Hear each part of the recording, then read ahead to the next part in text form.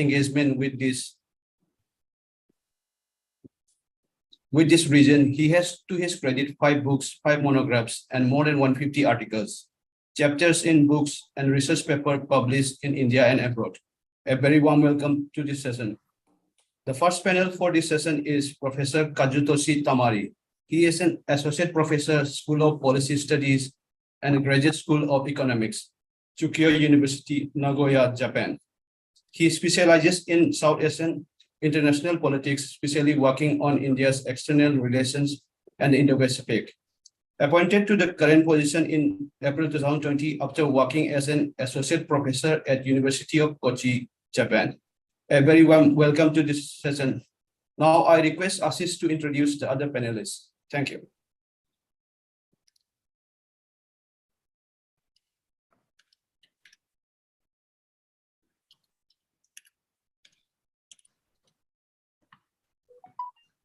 Ashish?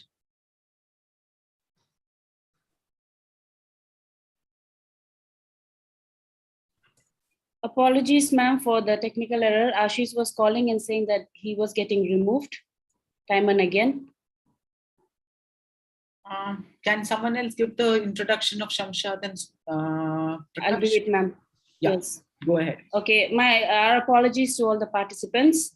We also have with us Dr. Shamshad Ahmad Khan. He is an assistant professor of international relations at the Department of Humanities and Social Sciences, BITS Pilani Dubai campus, UAE.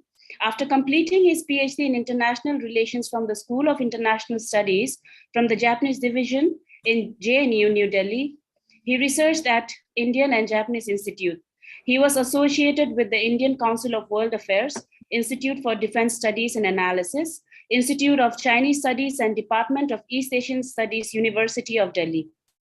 He had been associated with various Japanese think tanks, including the Policy Research Institute, Keio Research Institute, Japan Institute of International Affairs, Institute for Developing Economies, Slavic and Eurasian Research Center, Hokkaido, as a visiting researcher.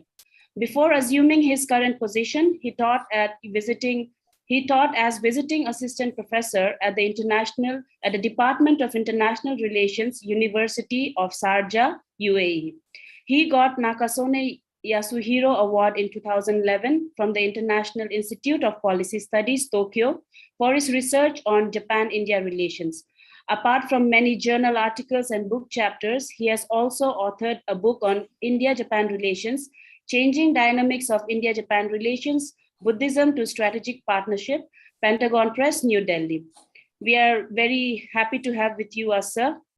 And lastly, we have Dr. Prakash Paneerselvam. Dr. Prakash Paneerselvam is an assistant professor with the International Strategic and Security Studies Program, National Institute of Advanced Studies, Bengaluru, India. He holds a PhD in Japanese Studies, School of International Studies, JNU.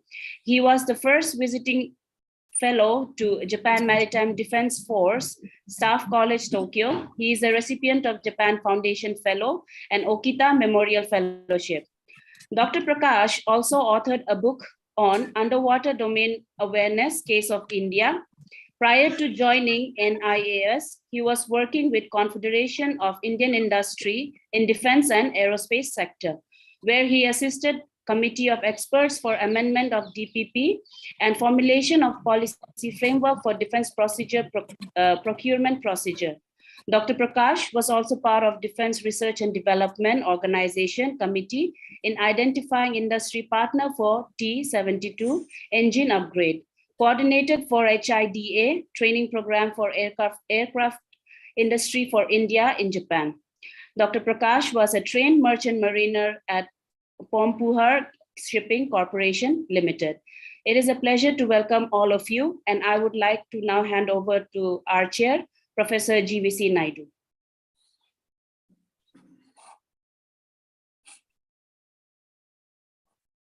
Professor Naidu? Yeah. Okay. I suppose I'm visible and audible Yeah. to everyone. Yes. Okay. Welcome to this session. It's broadly about security. Hi, Prakash. How are you? I can't hear you. Anyway, never mind. We know all of us, each other pretty well. I don't really require, we don't really require introductions. Anyway, this session is primarily, to deal with security issues broadly, and particularly, India-Japan kind of defense and security, relations and links, and the recent developments, and a whole lot of gamut of issues. I don't want to go into a detailed expose about a whole lot of things, but I would like to flag four specifically specific issues for your consideration. I'm sure all of you have written papers. When you talk about India-Japan security relations or cooperation, 3-4 things that come to my mind immediately. One is the broad contours of the Indo-Pacific, the emergence of Indo-Pacific as a geostrategic construct. What does it imply? So where do India-Japan relations converge? That is, I think, the main the backdrop against which we would be having a lot of discussion and debate and a whole lot of other things related to the prospects for India-Japan cooperation. The second aspect is remarkable shifts that have been taking place within Japan's security policy. I'm sure Tamari-san must be quite aware of that, following very closely, especially under Shinzo Abe's leadership. I mean, recently, I and Ishida-san published a detailed article, but that is one part of that. But really look at the whole, the entire, Japan's security policies have been undergoing really fundamental changes that will have huge implications, not just for Japan, for its immediate region, for the much larger Indo-Pacific region. The third aspect is India's look-is policy or the act-is policy. Where is it headed? And still it's more importantly India's Indo-Pacific policy. What exactly is Indo-Pacific policy? I freely look at so far I really have failed to discern is there any policy framework which clearly delineates what is Indo-Pacific policy of India. You see statements coming out, and especially PM statement, the address to the to a conference in Singapore. So apart from that, once in a while, leaders making statements, but you don't really, at least I've not come across a well-defined, delineated policy, Indo-Pacific policy. That is still looks little like blurry, shaky. That's of course India itself is undergoing major changes in its whole security policy. That's another dimension of that. And finally, where do India and Japan figure in this? What kind of relationship they are looking for? What kind of links they are building between them? And what are the likely implications for regional security? Very briefly, I thought these are the four major issues that would really matter whenever we talk about India-Japan, especially security cooperation. There are, of course, shortcomings, drawbacks. I mean, if really look at, I'm sure Tamari-san would, or even Shamshad Khan will focus on that. I mean, remarkable progress between India and Japan in terms of security and defense cooperation. What we see, what we read, in the newspapers and other sources, probably it doesn't really convey the true picture. There's a lot more happening behind the scenes, starting from intelligence cooperation and a whole lot of things to close discussions about advanced technology cooperation, whole lot of other things. That doesn't, of course, that in no way undermines what is visible, which is very, very prominent in terms of how relations have been progressing. But what are the limitations of that? This is something probably we only look at oh, this has happened, this is progressing. But where what are its limitations? I think that is one aspect probably we should really look at purely in terms of countries, national interests and a whole lot of other things. And secondly, what are the other constraints that if really look at the broader relationship that's facing. The security relationship or defense links are not really common. I mean, the commensurate or economic relations are not commensurate with defense security cooperation. will that be sustainable in the long term? A truly strategic partnership. If you want to build, and it has to be a comprehensive, expansive relationship. Only one leg progressing very rapidly, but the other legs are weak. Whether those things will hamper the development of broader bilateral relationship are some of the issues.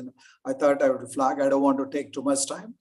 Let me call upon Tamari-san, whom I know for a long time, and please go ahead.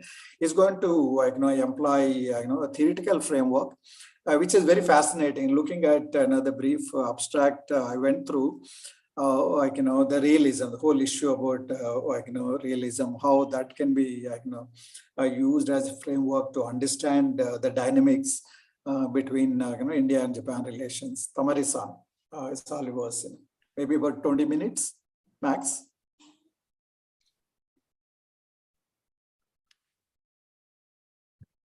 Thank you, Chair. Let me just one a few seconds. Yeah, please go ahead. Yeah. I just adjusting my slide. Okay. Is this okay? Now full size slide. Yeah, it's Okay. fine. Perfectly fine. Yeah. Thank you, Chair, Professor Naidu, and thank you, Professor Chaudhary, and also thank you, Santosh, for kind introduction. I'm Tamari from Chukyō University. It's in Nagoya, in Aichi Prefecture. It's between Tokyo and Kyoto.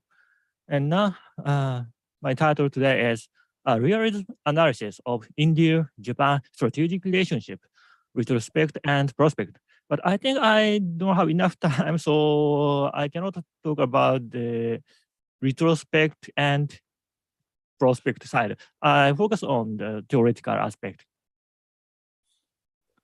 And this is my research interest. Research on contemporary India-Japan, especially political, diplomatic, strategic relationships, tends to be too much descriptive. You can say too much journalistic, I think. Such research, unfortunately, are not appreciated in academics. So it's a problem for us. Then how can we academically contribute by the research of contemporary such diplomatic relations? That's my starting point. So today I'm trying to show one possible example of theoretical analysis of current diplomatic and strategic relationship. I prepared today's presentation basically for young scholars, so in mind, not for ambassadors, not for professors of the day one. And this is my specific question today. How can the growing strategic engagement between India and Japan can explained by theories of international relations? This paper does not deal with actual developments in Japan, India, like Prime Minister Modi did that, Abe said that, this deal done like that. Instead, I talked about the Indo-Pacific relations between India and Japan in the previous conference, previous JNU Japan Foundation conference last year. And it will be published in a coming volume edited by Professor Shravani Chaudhary. So today I omit these details of actual development. And these are, I think, possible theoretical approaches toward this issue. One is offensive realism. I have Miyashima in my mind. And second is defensive realism. I have Stephen Walt in my mind. And the third is neoliberalism, especially complex interdependence. So I have Cohen and Nye in my mind. And also there is constructivism. But actually it's not a theory. it can be said as a theoretical approach, but it's not theory. It is not easy to apply this theory to a specific case. So today I don't use this. Just look at this, and after that, focus is defensive realism.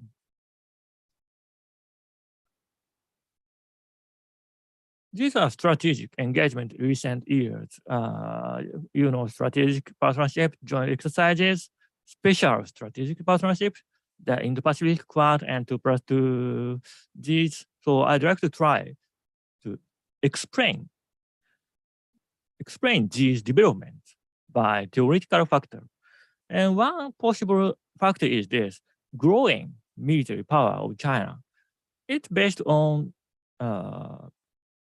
orthodox neorealism, or you can say it, offensive realism. And the second is threat perception of India and Japan. This is based on defensive realism. Of course, I focus this aspect. And the third one is economic interest. And this is based on economic liberalism. And your foreign minister, Subramanian Jaishankar, sees Japan as an actor basically driven by economic interest. This is his view on Japan. You can see his view in his book, The India Way. And of course, domestic factors are important. Chemistry of leaders, Abe Modi chemistry is of course important, and change of administrations can influence the relationship. BJP, Congress, Abe administration, Kishida administration, and so on. And how about this distribution of power capability hypothesis? This is one figure of military expenditure of major powers.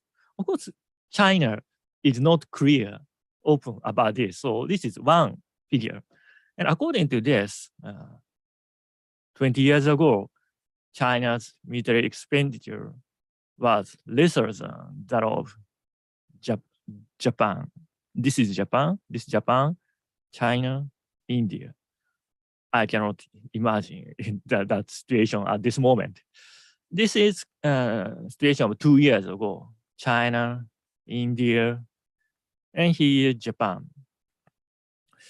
So you can this is one figure, but we can see the trend of the change. And I'd like to point out that the military power or military expenditure itself cannot explain the recent rapid development of our cooperation. You can see the China's military expenditure has been rapidly, of course, increasing, but it's not so sudden. So we have seen the growing trend. So this is not good to explain the development of 5-10 years of Japan, India. And another problem is this. Another problem of distribution of capability hypothesis is this. Why do not we balance against the United States? Of course, the US is the biggest power. And based on this theory, we should balance against the US. Of course, it's because of our threat perception. It's my answer. But theoretically, if using the offensive realism, we should balance against the United States, and it's not the fact. But regarding this point, you can say, look at Asia. If we focus on Asia, I think this hypothesis can be seen. And again, Foreign Minister Jaishankar says like that. He says in his book, balance of power had been broken by 2014. Sorry, I'm not sure. by 2014 or around 2014, the balance of power collapse. It's a basic ground for India, he argues in his book. So we can use this hypothesis in Asia area, but globally, this hypothesis cannot be applicable to Japan-India situation. So I'd like to use defensive realism. You know, this, the origins of alliances by Stephen Ward is the most important literature in this defensive realism. The basic argument is this: not the distribution of capability per se, but threat perception drives states to balance or bandwagon. That's a basic argument. And these are sources of threat according to Ward: aggregate power, geographic proximity, offensive power, and aggressive intentions. And you know, China's aggregate power is growing. And we, India and Japan, adjacent to China. Of course, we, Japan, have sea between. It's a difference, but also we are adjacent. And the offensive power, or you can say attacking power, is growing in China. And we have observed the aggressive behaviors of China in these years. So this is clear. This is very clear. Apparently, the threat perception of us growing. Therefore, this is my explanation. Japan-India strategic increasing engagement driven by our growing threat perception. Of course, all other factors are relevant, but this is most important factor and good factor to explain.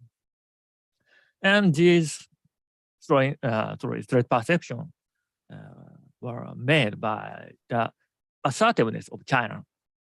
Japan had Senkaku issues and many problems after that also. And India had stapled visa issue, Doklam conflict, and the important Galwan conflict 2 years ago. Conclusion: the growing India-Japan security cooperation in recent years is better explained by the threat perception of us, India and Japan, toward China. So this is a theoretical hypothesis. And I think you can have counter argument, but it's important. Academically, it's important. Falsifiability is an important element to be scientific. And theoretical implication from this hypothesis is this: if China's current aggressiveness were to ease in the future, for example, after years, the trend of our growing security cooperation may change. This is not theoretical implication, not my opinion. This is not my opinion, but theoretically, I think we can say this. We are based on Chinese aggressiveness. So if China change, we may change. It's so we should do more for our cooperation. That's my point. And do I have some more time?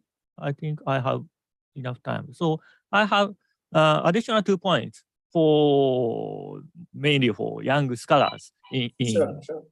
thank you, in your side. One is, I think this is an invitation to Japan-India studies. And I think there are possibilities of further research of this relationship. And I showed one possibility is from theoretical approach. And there are two other areas for further research. One is quantitative text analysis. I think this is very useful for diplomatic relations. Unfortunately, I do not use such quantitative analysis, so I do not do it by myself. But I think this is very useful for such IR and recent current issues. And another is historical studies. In our side, in Japan, there is a 30-year rule of diplomatic records. It means diplomatic papers in 1991 will be open this year, end of this year. So of course, 1991 is a very important year for Japan and India, after the economic crisis of India. Japan decided to provide aid to India. And I think I'm not sure, but I suppose some papers about this will be open in this year. So we can do historical study of Japan-India relations. And of course, this is written in Japanese, but now we have good technology. So if you are not good at Japanese, you can read these papers.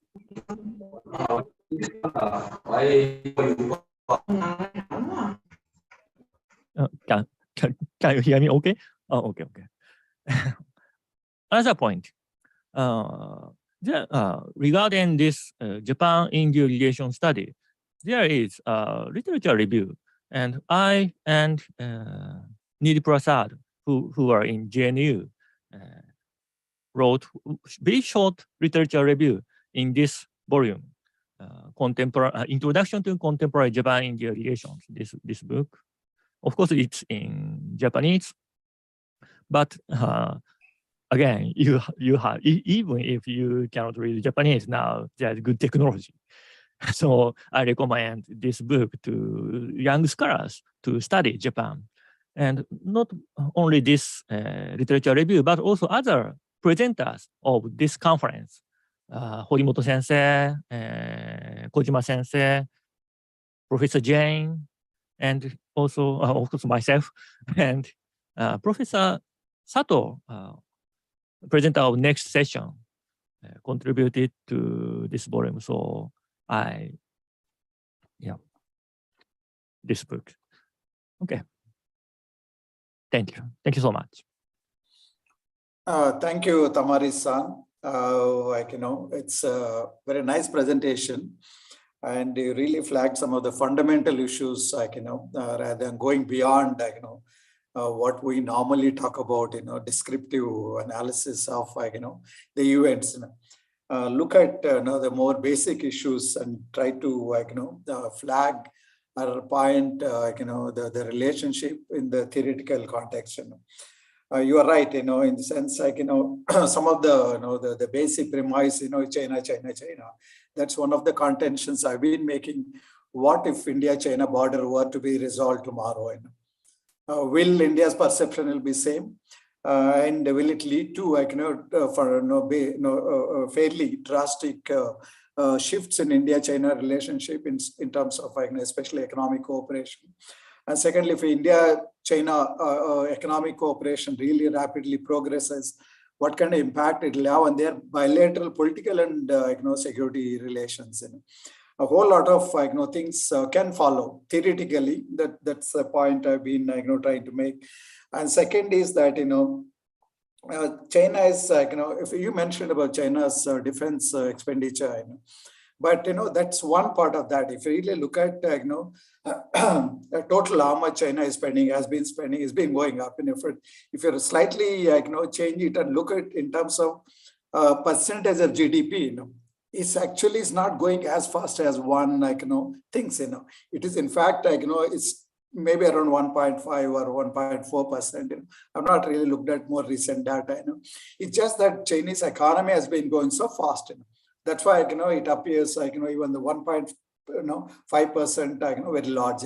That's what exactly in terms of what we saw when Japan was expanding rapidly, and even when they stuck to 1% of GDP. But you can see exponential increase in defense expenditure. Yes, that is true. As long as you spend more money, you can buy more capabilities and all that. But what happens, like Japan, last 40 years, Japanese economy has been stuck around 1.5% of growth rate. That gets reflected in the defense expenditure as well. So these are some of the issues I think one should look at a bit more carefully.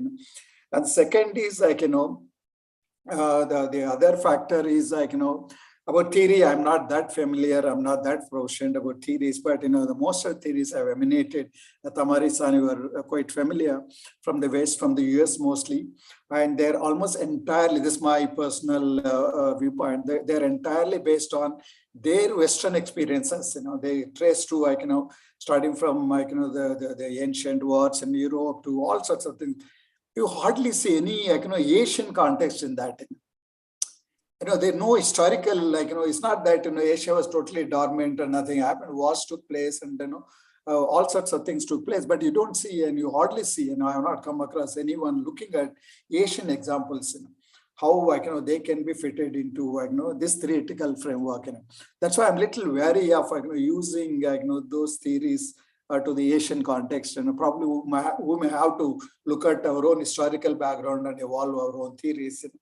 That is one, this is just a thought. Second is you mentioned about liberalism. I've been one of those who looks at liberalism, economic interdependence, especially in the Indo-Pacific, Asia-Pacific region. It's a phenomenal growth in terms of economic interdependence. Cooperation interdependence has been growing rapidly. Regional value chains to you name it. China is a dominant player today, but it has roots in how Japan developed these networks, and when they really started giving out generous aid and reparations, and started moving out some of the labor-intensive industries to Southeast Asia, Korea, Taiwan, and Hong Kong. So the origins, it's not a new phenomenon. It's been happening, but the only thing it has intensified with China becoming a significant factor. And you see that the hesitancy, reticence among, especially including Japan, in terms of taking on China more boldly.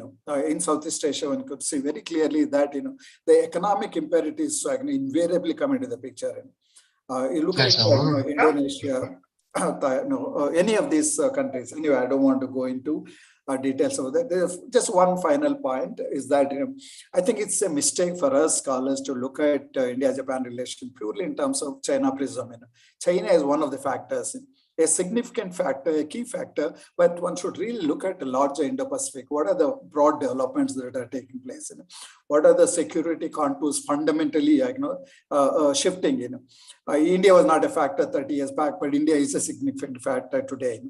Japan is changing. That is a significant development. So these are some of the, and even smaller countries are wielding a lot.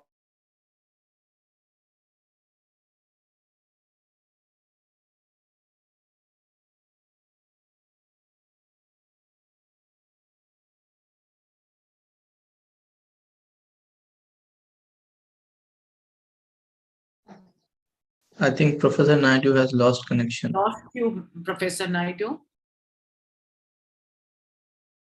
Could you please leave and join back?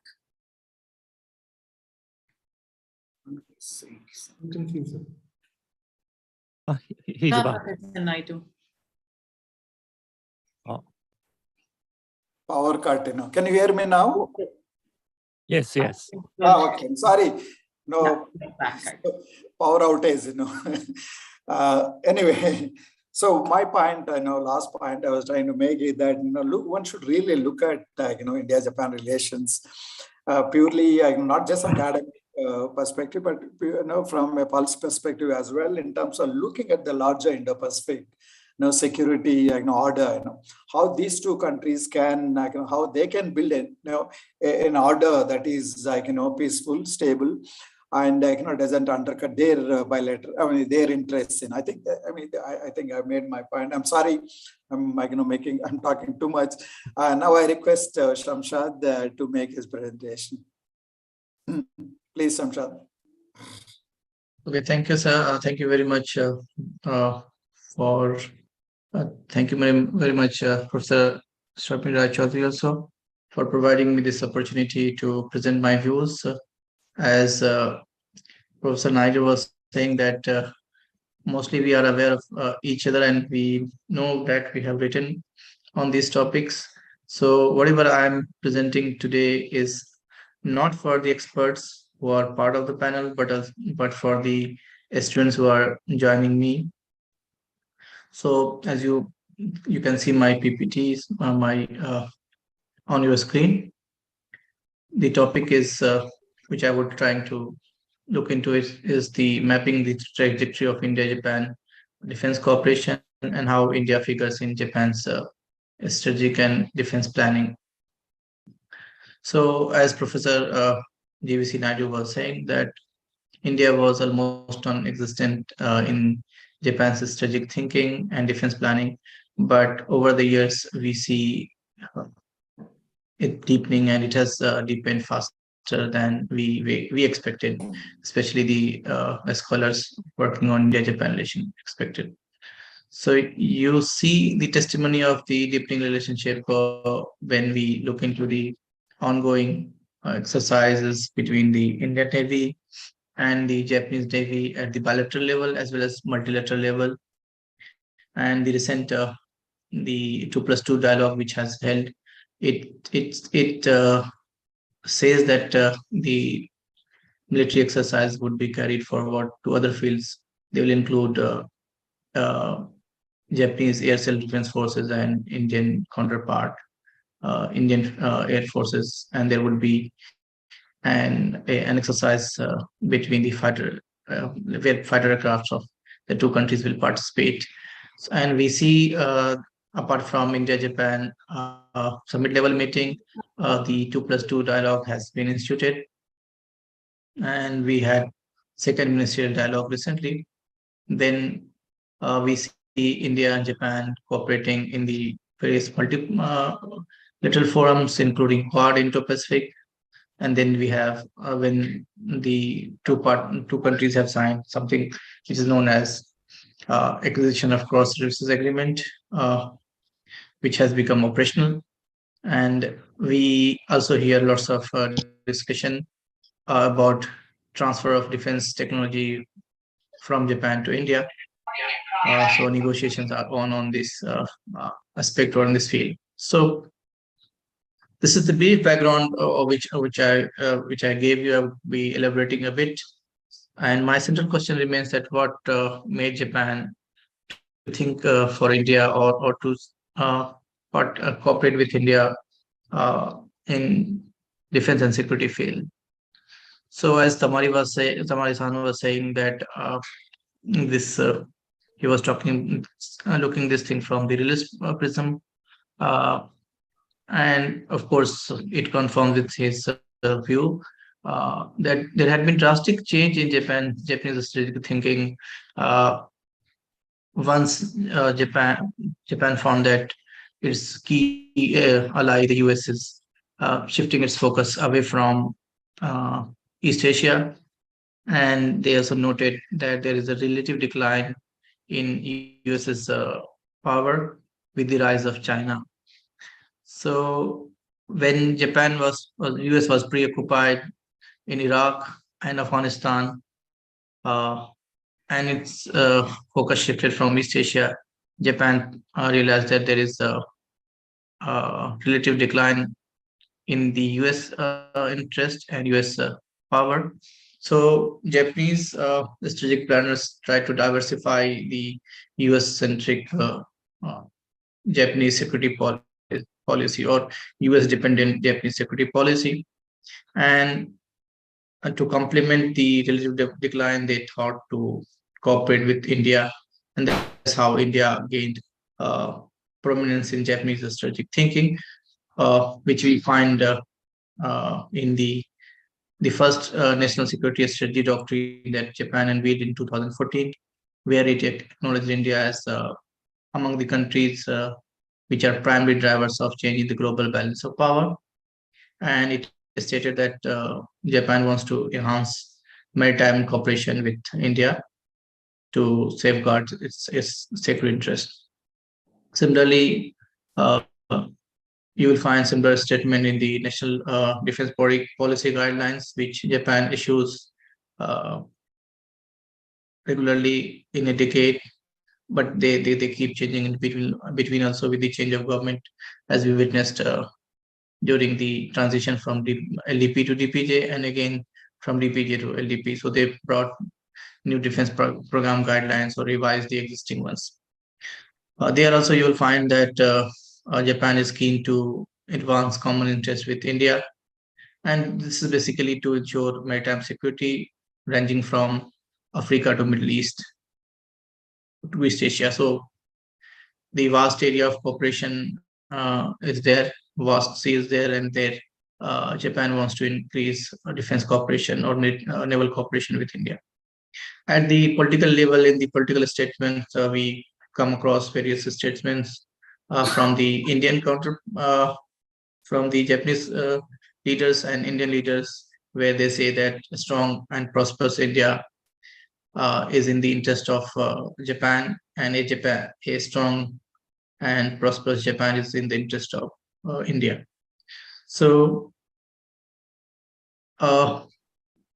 then, of course, apart from these semantics or these statements, you will find that there has been visible progress. And I think this visible progress in the India-Japan relations will continue, despite the fact that US is back to Asia. Obama administration announced pivot to Asia policy, which gave lots of confidence in the Japanese strategic thinker experts that US is shifting its focus back. And the previous Donald Trump administration issued free and open Indo-Pacific strategy, where it is where it has made commitment that it will take care of security of East Asia as well. So, but despite this fact, I think so. My main thesis was that India gained prominence in Japanese strategic thinking when the Japanese realized that US is focusing its interest away from East Asia. Now, when US is back to East Asia, whether there this whether how it will impact India-Japan relation, whether in Japan will give that much importance to India when US is back. I think India will continue to gain prominence in Japanese security thinking, security planning, defense planning, because of 2-3 reasons. One is US's commitment towards Ukraine. So in Ukraine, US has been providing ammunition and intelligence support to Ukraine in its wars against Russia, but it has not provided military support, or it has not sent its forces. And then it has abruptly withdrew from Afghanistan and leaving the country into mess. So these two events, which has happened one after the other, has dented the US credibility or military commitment, and the Japanese thinkers are seeing it as an example. Whether something happens in the if similar situation happens in Japanese backyard, whether US will give that kind of support, or it will treat differently. So that remains an open question.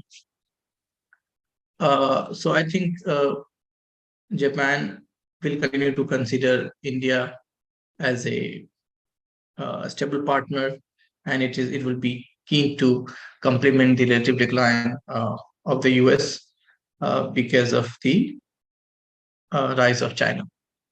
Now we see the visible impact of this Japanese strategic thinking on the institutionalization of 2+2 dialogue, which was before 2019.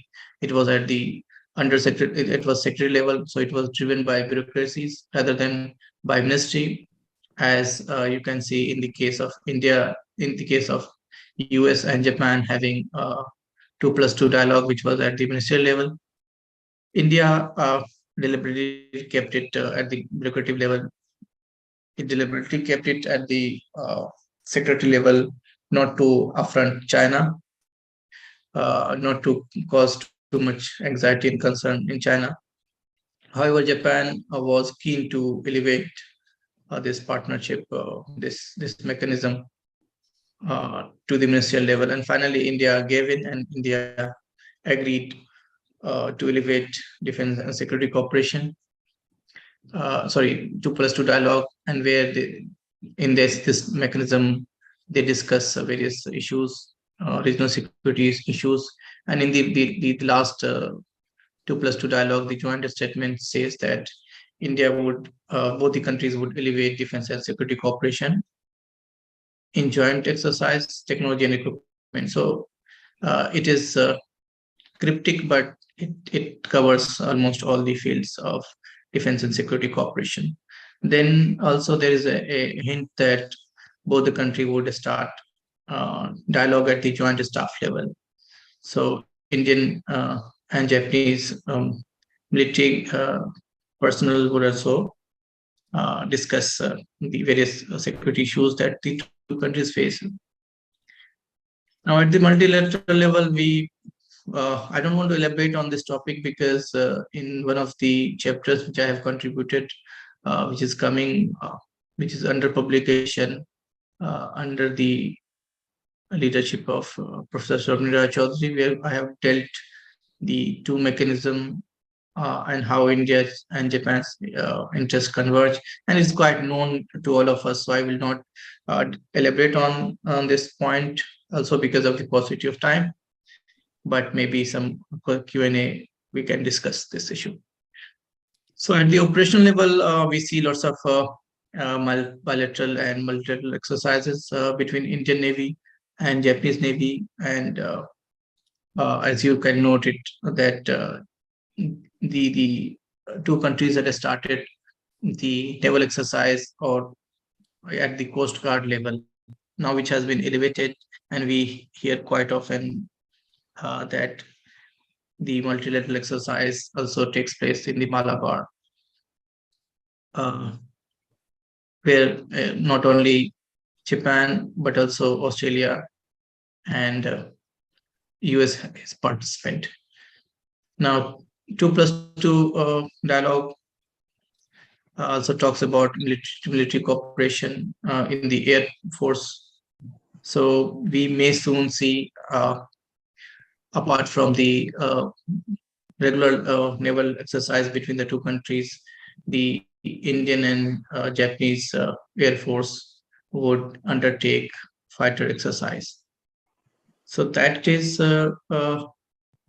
another sign of deepening a relationship.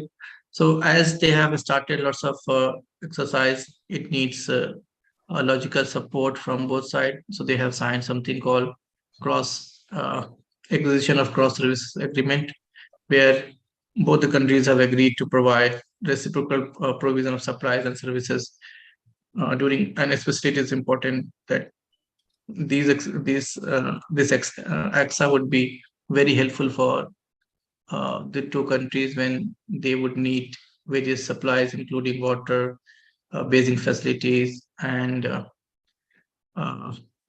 telecommunication technology, etc., when they undertake bilateral exercise. This AXA would also be helpful in the United Nations peacekeeping operation, where Japanese and Indian forces would be on the ground in case they participate in the similar UNPKO activities, the same operations. Then India and Japan have the tsunami, the incident has given this thing that India and Japan will conduct various humanitarian assistance and disaster response activities.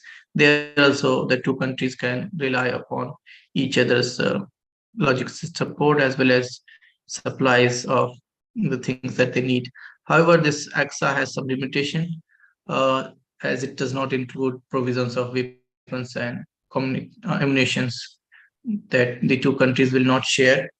However, the similar AXA that has been signed between various military powers, including Japan and US and Australia, they have this provision. So I think there are some limitations when they are operating in the defense and security talks. And yes, finally, this is a weak link between India and Japan.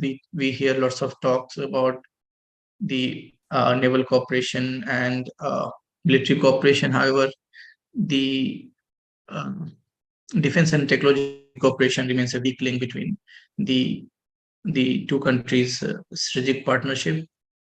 So we have heard lots of debate, lots of news that Japan would be providing various amphibious aircraft which can land on the rough surface, sea surface, but nothing has progressed. We heard that it is because of because these aircraft are too costly. India and Japan wanted to enter into joint production to minimize the cost. However, Japanese side has some concern of proliferation of its technology. So in the recently 2+2 dialogue, we hear lots of commitment that there are vast potential of cooperation between two countries, including in the areas of defense equipment. But this US-2 amphibious aircraft, which Japan has, does not figure there. The 2+2 dialogue or 2+2 joint statement does talk about Japan providing support in or providing this technology called UGV, unmanned ground vehicles, which would be helpful in mining, demining, and etc. But major things like US-2 amphibious aircraft, which India wanted, is missing. So I think there's lots of hesitation and concern from the Japanese side, and they think that there would be proliferation of Japanese sensitive technology. So they are a bit reluctant to offer this technology to India, is my reading. So the Indian side should address these concerns to fructify the defense cooperation between the two countries.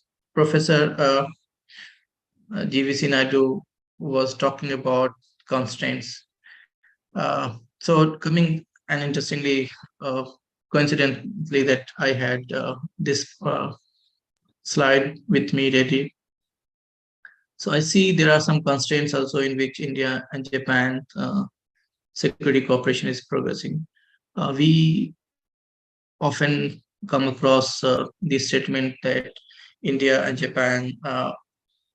Japanese partnership is based on shared values, and these shared values are democracy and rule of law, which the two countries adhere to. However, we see that after Russia's invasion of Ukraine, India and Japan have taken two different or two divergent stances. Japan was expecting that India will condemn Russia unequivocally. However, it has not happened. And very recently, when the Vladivostok exercise led by Russia took place, India participated in, despite Japan's concern that these exercises, where China is also participating, poses a significant security threat to Japan. Japan has another concern that these exercises were taking place in the area adjoined to or parts of northern island, which Russia says Kuril, and it's disputed between the two countries. India sent its participation, even though scaled down. It did not participate in those areas which is disputed between the two countries. However, India did participate despite the objections from Japan. So there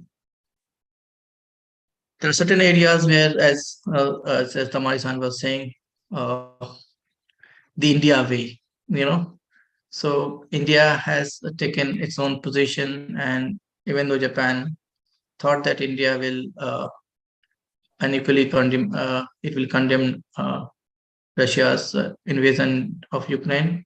However, it has not happened, and it is also dragging various issues in the Quad. There also, India has not taken a position, even though the Ukraine crisis is mentioned. So I will conclude here on this point. I have exhausted 20 minutes time limit. Maybe we will discuss things in the Q&A session. Thank you very much.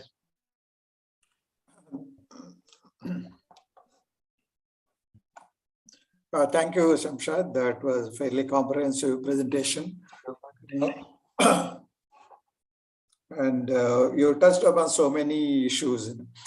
I just want to flag 2 to 3 issues. One is from a Japanese perspective, purely from a defense perspective, really look at India is the only country that can stand up to China. It's the only country that can match militarily China. Really look at two most recent instances in Doklam and Galwan.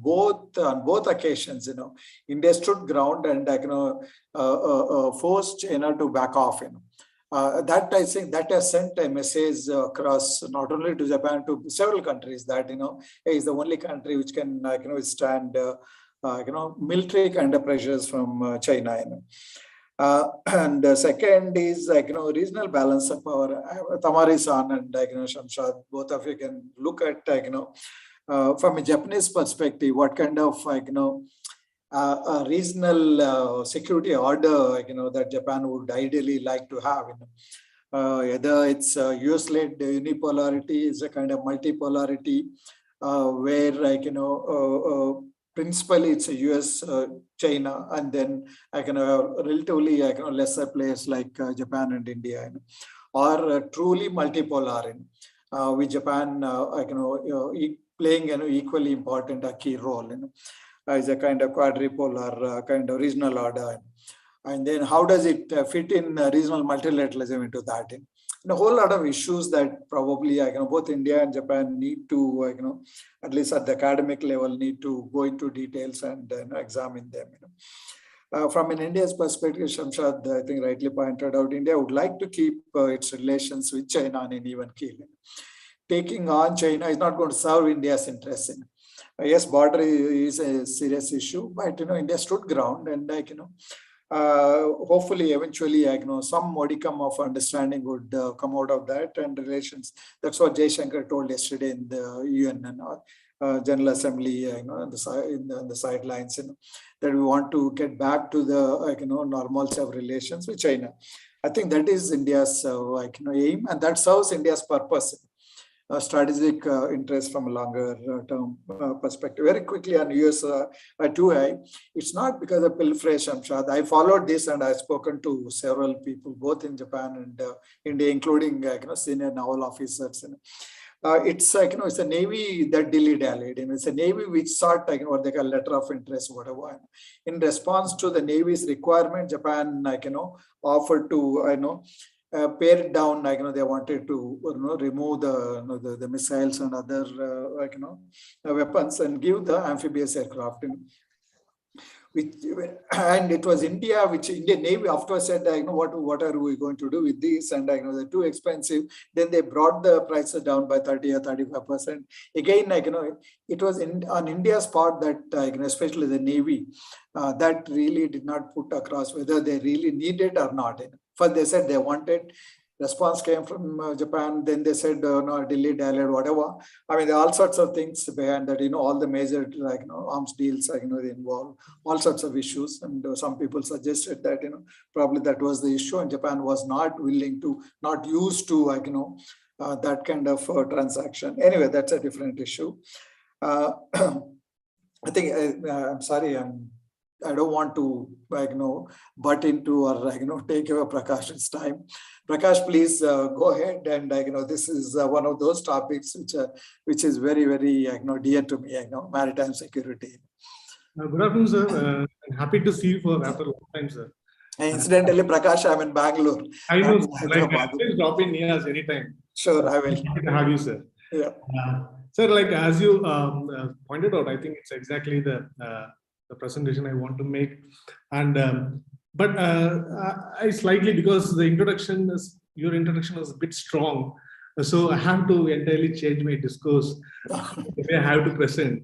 But I see the threat perception and if you want to use something from the Indic way to look at the paradigm shift here is that you want to use Chanakya's enemy is my friend. So that again, I just dwell on those lines to say that why India-Japan relationship is more important. And second thing, I think we can't neglect the China part here. So I probably touch upon China here, why it is a big concern for India and Japan as well. Going through, I just want to give the background here. As you all know, India-Japan relationship has been we're celebrating 70 years of the diplomatic relationship, but the security side, it's relatively very new. Actually, exactly we can say it started when India started to have a kind of India's look east policy to expand our engagement with the East Asian countries and neighbors in the Southeast Asia. But actually that played an important role for India to look more into kind of the defense and security cooperation as well. And second important thing, I think when we are discussing about India-Japan maritime security cooperation, I think you can't skip on Alonzo Rainbow incident in 1999, where Indian Navy and Indian Coast Guard swung into action and they were able to capture the ship and the pirates. And this actually brought the understanding in both the countries where the India can become a kind of a major maritime power which can help or complement Japanese effort in this region. And this actually, post this incident, India and Japan started India-Japan Coast Guard exercise. Since 2000 till now, it's been conducted, and it also paved way for Indian Navy and JMSDF to cooperate. And next, another important event which actually I just want to highlight is Tsunami Core Group, where the JMSDF, which has been already deployed in the Indian Ocean, came for the rescue when there is a tsunami happened here. So I think the ad hoc Tsunami Core Group, which actually played a basis for the Quad countries, I think that is also one of the events which we have to take in consideration when we've been talking about the security relationship.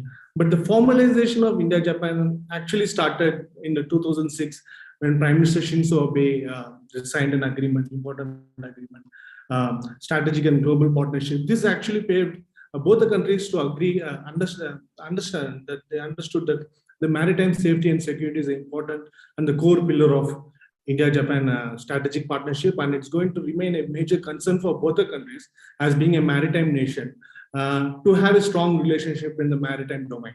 So I think this particular picture actually conveys all the message how both the leader actually helped India, Japan in the strategic and the economic field. So again, another important factor which the Prime Minister Shinzo Abe, the famous speech on conferences of 2C, again re-inherits the idea of the maritime security and safety in the Indian Ocean region. At the same time, where he actually pinpointed India as one of the major pillars in this whole architect, what Japan is seeing, how from Japanese point of view, how the things are changing from their side, so how India can really play an important role here. So this particular speech actually been a very good basis for India and Japan to work on when you talk about Indo-Pacific strategy or the vision or strategy or the policy. This becomes the main important speech which we have to keep in mind. And coming back to another event which India and Japan started off in a very great way in maritime security is the anti-piracy activity in Gulf of Aden. The Somali piracy post 2007, it's been a big menace for both Indian and Japanese shipping. So JMSDF deployed its ships in the Indian Ocean region for the counter anti-piracy activity. India also deployed its ships in the anti-piracy activity in the region. So Japanese deployment of ship in the region helped India and Japan again to go in building the cooperation, because Japanese ships visiting Indian ports, and there's a lot of interaction between the two navies, which actually brought a lot of consensus in understanding the maritime security and the cooperation. And last but not the least, the Malabar exercise, like in 2007, this Japan started to participate in the Malabar exercise. This has become a kind of forum now, became a regular event where all the 4 Quad countries, India, Japan, US, and Australia has been trying to participate and try to exchange and share information related to the threats in the Indo-Pacific region. So this particular, this is actually like 10 years of India-Japan relationship from 1999 to 2010. But what actually made change to India-Japan relationship is the rise of China. So India-Japan relationship relatively, as Professor Naidu sir has pointed out, it didn't start with the China-centric. Actually, it looked at it in a larger, broader perspective to engage in terms of various aspects of cooperation related with economics and commerce, but also in security, what's happening in and around in ASEAN and other region. But what happened post 2010, where assertiveness China is becoming a major concern for both India and China. The Senkaku Island, particularly post 2012, it's been a major concern for Japan. And the South China Sea, actually, Chinese assertiveness in building a lot of maritime infrastructure and a posing threat to the regional security. Again, it's caught attention for both Japan and India. Again, the leadership from Xi Jinping, it actually credibly, it has been seen as a major challenge, because he actually consolidated his position as a top leader of Chinese, both Communist Party and the Central Military Command. So again, this is also conveys a very wrong signals to the country, which share the proximity with China. And another important factor for India is BRI and Maritime Silk Road. The maritime connectivity in Indian Ocean region has been a major concern for India since its beginning, in 2013. India also have approached China and saying that this unilateral way of the Chinese infrastructure investment in the small island countries and the coastal states of Africa, it really concerns India in a way. It's actually probably in the long way, it will undermine its position in the region. China actually invested in Pakistan's China-Pakistan economic corridor, and it also looking for a major way in Pakistan to participate in its maritime ambition in this region. So again, India is very much concerned about what Chinese action in this region. And not to forget, PLA Navy actually became just from a coastal defense to a great maritime power. And it didn't happen all of a sudden, but actually China possesses one of the biggest shipping arsenal. So these are the Senkaku Island incidents which happened post 2012, number of Chinese vessels entering into the water. And it's been constantly increasing day by day, and it's posed a major concern for Japan. And second thing, when we talk about Chinese PLA force level, by 2030, China will be having a huge number of, highest number of destroyers among the major navies. And it also have a frigate corvette, and it also have recently it has an aircraft carrier which actually indigenously built the ski jump facility. So Chinese maritime force level, actually, it's the numbers itself, it's a huge concern for the country which are in the region. So this particular change actually brought a kind of paradigm shift in the Indo-Pacific region. So when India and Japan talks about the paradigm shift, what shifted happened is Chinese rise has become a major concern, and it's become a kind of the center of the theme between the national security agency between the two countries. At the time, both the leaders, when they meet, they also exchange the views on the status of Chinese rise. So what India has actually, Professor Naidu was asking about what India is like. Yeah, it's very, there are two multiple poles in India's foreign policy. One is what we have is active policy, where we look into the more dynamic way to respond to the challenges in the region, rather than just being collaborating in economic and the commercial forum. So what India vision for Indo-Pacific is like what Prime Minister Modi spoke in Shangri-La in 2018 about like ASEAN centrality and freedom of navigation and rule-based order.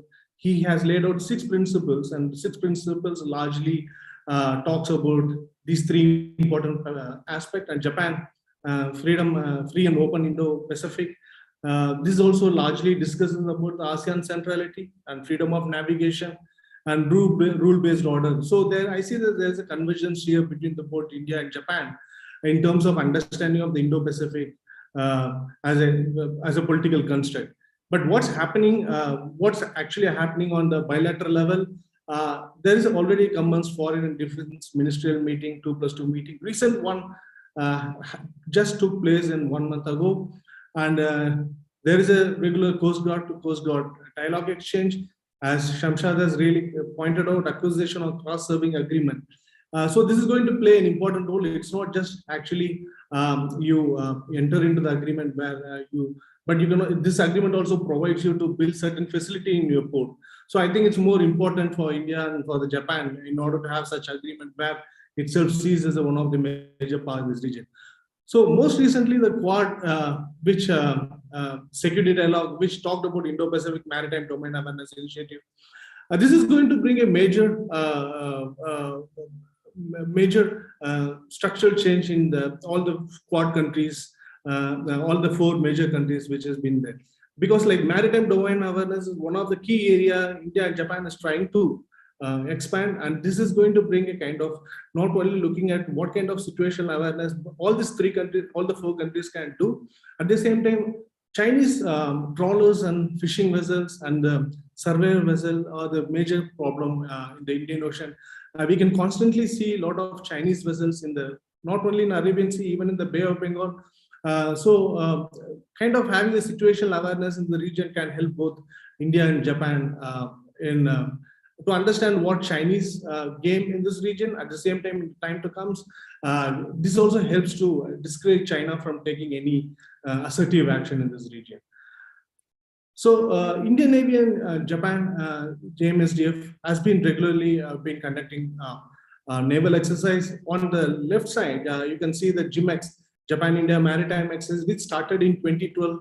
The recent edition happened in Visakhapatnam in the Bay of Bengal. You can see Japanese destroyer like aircraft carrier, helicopter carrier, which has been sent. This is, I think, it's one of the very significant way Japan is showing that the commitment towards India-Japan Maritime Security Cooperation. And another thing I just want to highlight in the India-Japan Maritime Security Cooperation is Japan's capability in the anti-submarine warfare. Since Cold War, Japan has been operating P3 Orion, and they have expertise. They have gained a lot of expertise and training along with the US in how to operate the P3 Orion in order to detect Soviet submarines in the Western Pacific. So now Japan JMSDF actually they are conducting a lot of exercise with the Indian P8 Orion, which India brought from Boeing same. So there is a lot of exchange, and the training happens between both Indian Navy and JMSDF in operating the P8I. So I think this is going to give a lot of capability development for India in order to be how to hunt Chinese submarine. Because Chinese submarine has been a major concern for India. The way the China has been building the submarine and the deployment in the Indian Ocean, it's going to be an important way. India have to monitor, able to detect, track, and analyze those submarines. So I think P8A is going to play an important role, and I'm very glad Japan is helping Indian Navy in training and other ways. So my conclusion is on the 4 levels. Like I just so like I think Russia-Ukraine war actually poses a different challenge for India. As like Professor has pointed out, India is actually wanted the Russia to be in the game. But what we see in Russia-Ukraine war is Russia is trying to it's militarily it's becoming weakened. So it actually raises the important question: what will happen if Russia is not able to become militarily able power? Conventionally, I'm talking about what will happen, because India dependence on Russia in terms of military hardware is huge.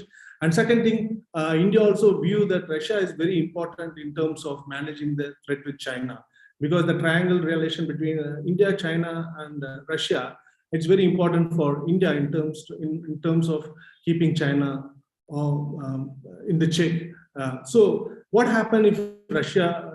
I'm just contemplating here. So what happens if Russia becomes lacks its supports to provide to India? So then in the non-Western bloc, China will eventually become a major power.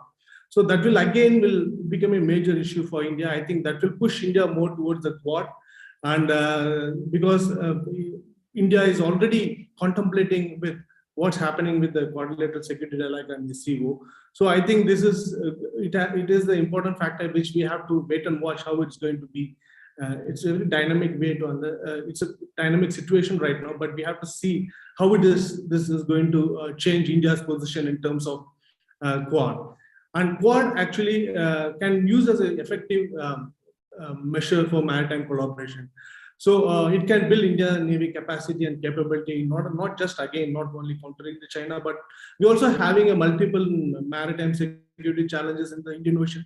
It's not only Chinese submarines are operating in Indian Ocean. If you see ASEAN countries, most of the ASEAN countries have submarines. Like you have Myanmar has submarines, and you have like other countries, Vietnam, Singapore, Indonesia, they have submarines. So these submarines operating in the region in the close quarters is going to be difficult. I think India will again have to rely on the technology which effectively work with the Western navies.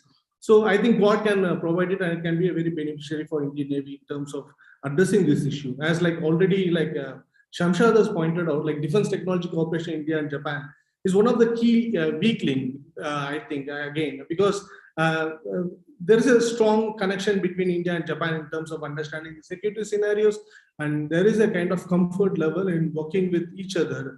So I think the technology cooperation lacking is very bit concerning for India as well.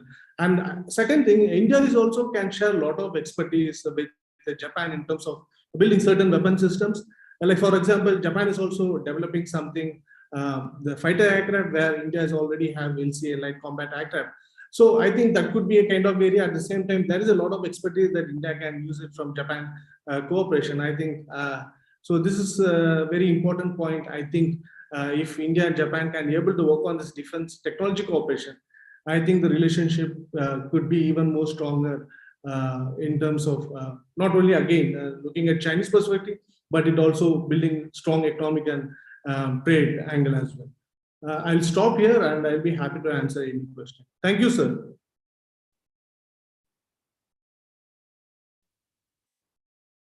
So you muted. You have to unmute yourself. Sir. I've done it. Thank you, Prakash. That was fairly comprehensive presentation given limitations of time, and a whole lot of things you brought out. I would like to just mention, just a couple of points. One is you are absolutely right when you're pointing out that maritime domain awareness, that would be the key dimension of India-Japan cooperation. That really opens up whole lot of things for bilateral cooperation. If only they do it in in earnest. Not many people realize that Japanese Navy is one of the most sophisticated navies. It has got one of the most advanced systems and weapons and ships in its inventory. If you really look at in the world, the best submarines probably are made in Japan. Mitsubishi and I forget the other name. Together. Conventional submarines, they have not gone into, for obvious reasons, nuclear submarines. And so they have some of the most advanced surface combatants as well. They have built successfully, carriers. So you call it, aircraft or, a helicopter carrier. Carrier is a carrier. Once you have that, you can easily build. How much we struggle to build our own indigenous, you can make out. So that they have built. So they have the capability, they have the technologies, and they have the resources, and to build some of the most advanced weapon system. Probably that's where India can benefit. But for that, it's a different issue.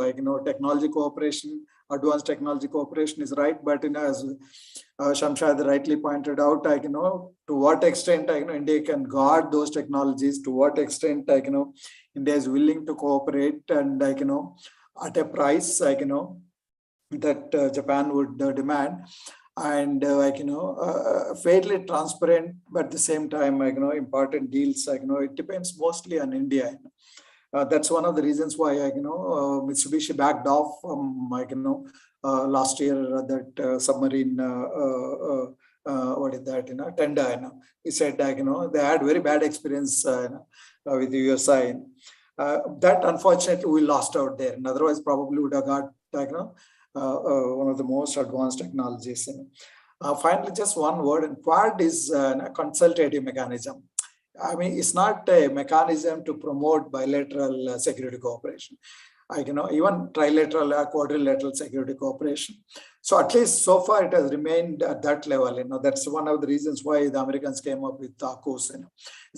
That's a military pact to promote military cooperation.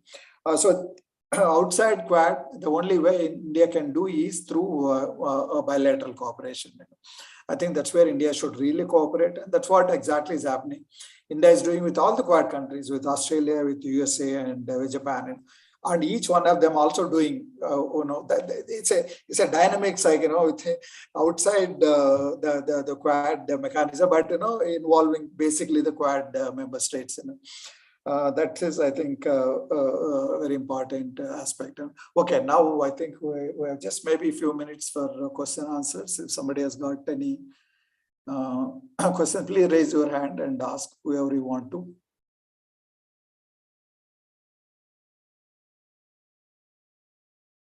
We have two students, three hands that has been raised. I think Abhijit was the first person to raise. Abhijit, can you unmute yourself?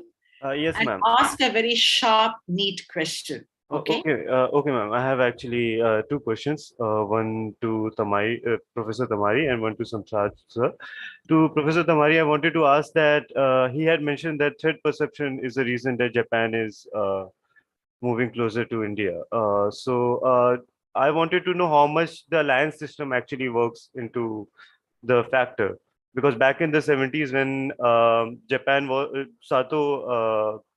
Prime Minister Sato had said that he was supporting Taiwan. It was the Nixon talks that changed Japan's perspective, and Japan decided to side with have closer relations with China. So I wanted to know how much alliance system works into Japanese consideration. To Shamsad sir, I wanted to ask about the fact that he said it was the US decline and US focus that was shifting away from Asia that caused Japan to think of India. But then we also see that in the 70s, Prime Minister Fukuda wanted closer relations with both India and the Soviet Union. Fukuda had actually come to our then foreign minister Atal Bihari Vajpayee and talked about the fact that we have a relation with China. We want friendly relations with Russia as well. So that shows that he wanted a more India and Russia centric policy as well. That's my two questions. Okay, shall we take others as well? So that is one go can answer. Okay, I think the next one is Sanjana BS. Could you please? This question is for Dr. Prakash sir. My question is, you were talking about Quad and how successful will be the Quad in the long run, because Australia recently, she has signed an agreement with the UK and US with AUKUS. She's upgrading her submarine fleet. In the long run, like if you take, according to your analysis, sir, how do you think that Quad will function to bring the Indo-Japan cooperation make successful? How Quad will be very successful in the long run is my question. Will it fail or will it be having a good relation in the long run is my question. Okay. Quad as a security alliance. Okay, we've got it. Yeah. Next is Ashish. Thank you, ma'am.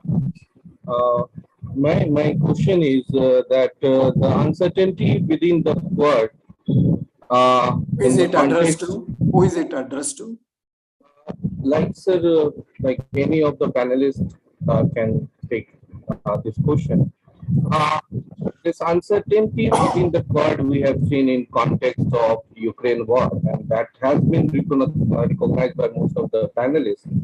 And also, like all the session that we have followed till now, it recognizes somewhat that the convergence in terms of the security or the other convergence of India and Japan is more in the current context, contemporary times. It is on the issue of China.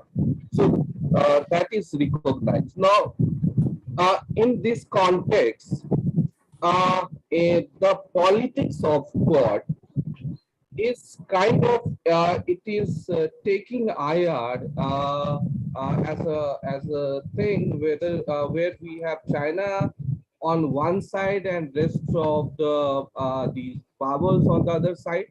So this politics of Quad, how this lead us, sorry, to think in the Indian way of what we like the focus. Now we are as a young scholar that what should be the this Indian perspective on IR. So from that angle, I want to ask that the politics within the Quad, whether do you think will maintain the status quo, the power dynamics that we see between the West and the East, or like what is your all take on that?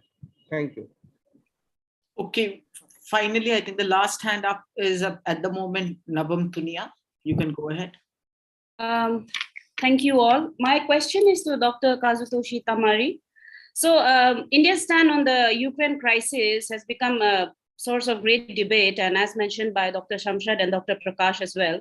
So my question is, which country do you think Japan perceives as a greater threat, Russia or China? And if Russia is seen as a matter of divergence at the moment, should that really be a constraint for Japan-India relations to converge in the matter of China? So that is my question. Thank you very much. Chair, should we take one more question or should you do? No, you can go ahead quickly. Okay, one more is from Kunal Kala. Maybe this would be the last we've taken right now. Yeah. Kunal? Ma'am, a very good afternoon to you. My question is regarding whenever we talk about the security. There's some background noise. Yep. Am I audible, ma'am? You are audible, but there's some background Is there noise. a background noise behind you? Ma'am, I'm actually traveling. I had to travel on some emergency requirements, so I would not have missed this particular opportunity for anything. So sorry for the background noise. My question is, whenever we talk about the security paradigm and the relative decline that Shamshad sir did talk about, are we oversimplifying the whole matrix by leaving Vietnam out of this security paradigm? Wouldn't Vietnam be a very good and apt partner between India and Japan vis-a-vis US after the relative decline of US? Thank you, ma'am. Okay. Let's go in the reverse order. Prakash, you go first. Thank you, sir. Yeah. So actually, I agree with you, sir. But that's what I effect for.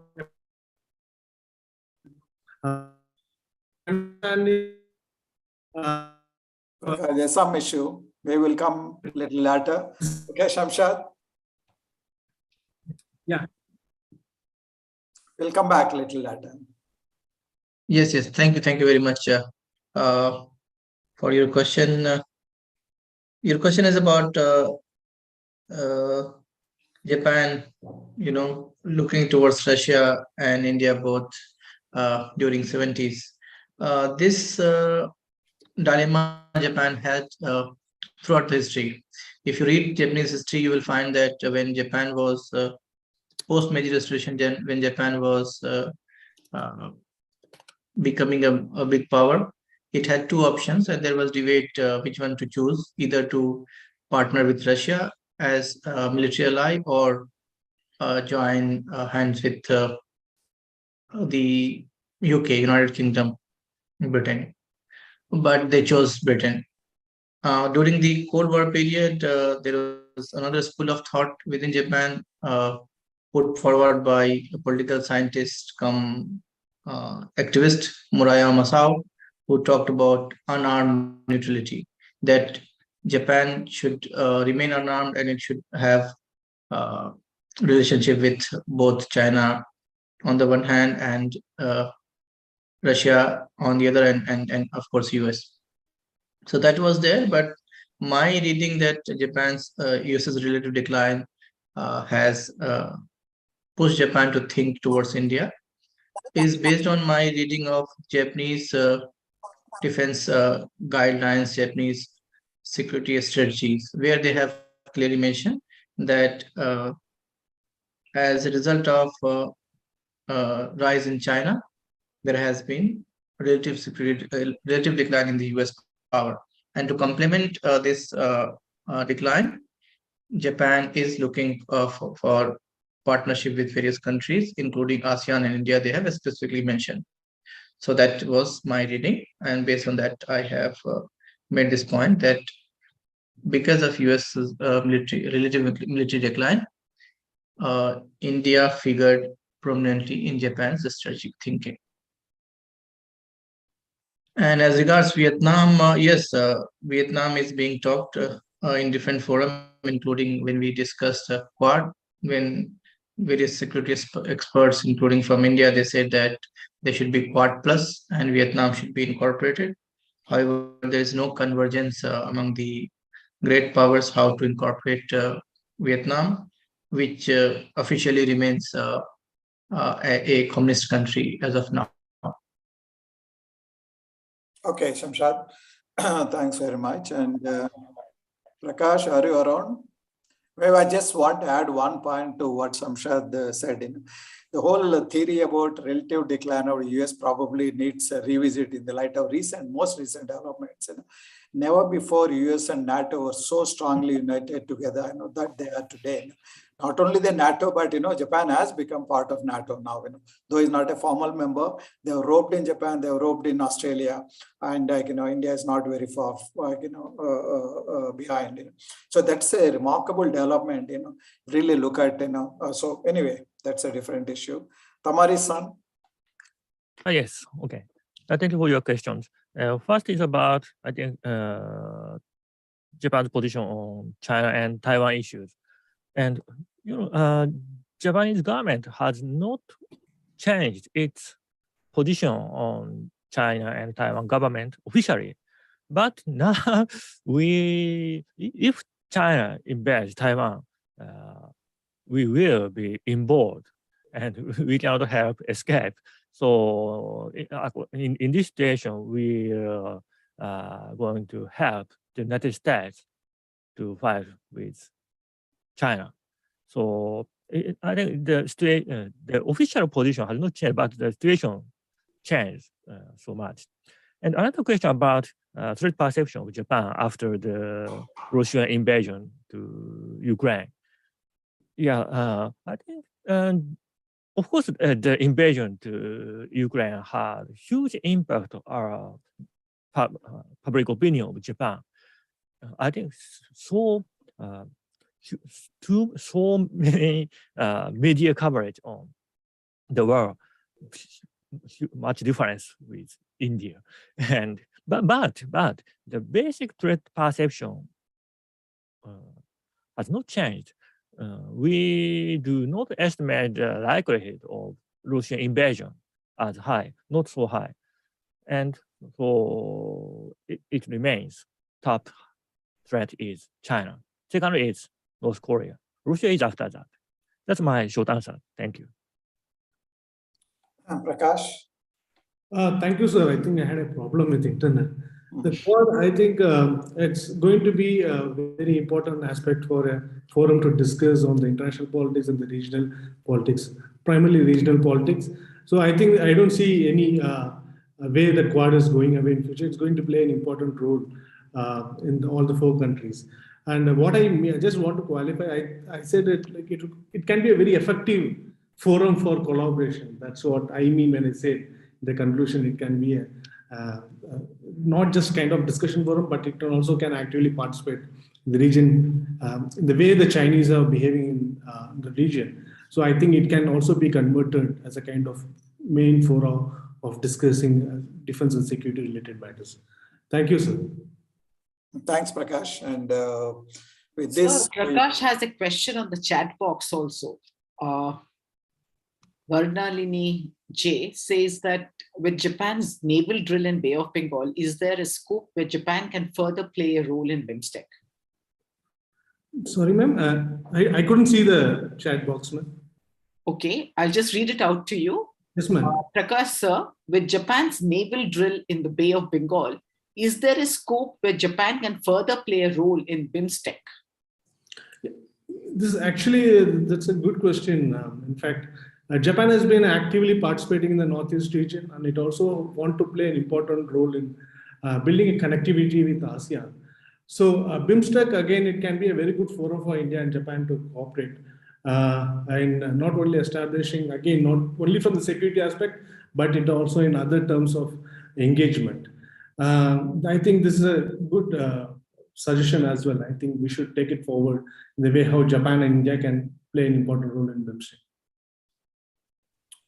okay. BIMSTEC has been stuck for the last 40 years, not making any progress. But important, just to add a small supplement to what Prakash said, in addition to Northeast, Japan has been actively involved in the development of whatever, we don't know the many things, in the Andamans as well. The only country which is involved there in maybe for energy and whatever, so that's where we have this Andaman Nicobar command is located, one of the crucial commands. And so that should give an idea of kind of cooperation that's taking place in the Bay of Bengal, not just in the Andamans. Okay, with this, Shravani, the session comes to a close. Thank you, sir. May the student who is supposed to give the vote of thanks come in? Thank you, ma'am. I extend my gratitude to our Honorable Chair to take out time from his busy schedule to grace the event. Thank you for inspiring and encouraging us with your words, sir. I would like to express my gratitude to all the esteemed panelists for their presence and contribution to make this event a great success. I must thank the organizing team and all the participants. Thank you, everyone, for making it a great success. With this, we come to the end of this session. We request you all to join the next session on economics, potential and pitfalls at 2 p.m. Thank you.